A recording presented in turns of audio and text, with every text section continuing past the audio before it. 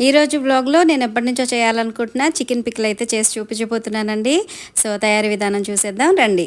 ఇక్కడ నేను 3 కేజీలు చికెన్ తీసుకున్నానండి. ముందుగా చికెన్‌ని ఉప్పు, పసుపు వేసి వాష్ చేసుకున్న తర్వాత ఒక వెడల్పు ప్యాన్‌లో వేసేసుకొని అందులో కొద్దిగా ఉప్పు అలాగే పసుపు వేసేసి బాగా మిక్స్ చేసేసుకొని మూత పెట్టి ఉడకనివ్వాలండి.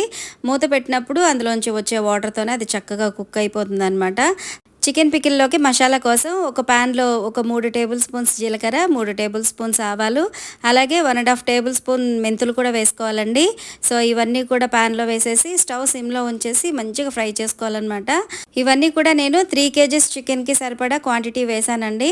3 కేజీలకి 3 టేబుల్ స్పూన్స్ జీలకర్ర, 3 టేబుల్ స్పూన్స్ ఆవాలు, అలాగే మెంతులు మాత్రం 1 ½ టేబుల్ స్పూన్ మాత్రం వేసుకుంటే సరిపోతుందండి. ఇవి బాగా ఫ్రై అయిన తర్వాత ఒక మంచి అరోమా వస్తుందండి. అప్పుడు వీటిని వేరే ప్లేట్‌లోకి షిఫ్ట్ చేసేసుకొని అవి బాగా చల్లారిన తర్వాత వాటిని పౌడర్ చేసుకోవాలి.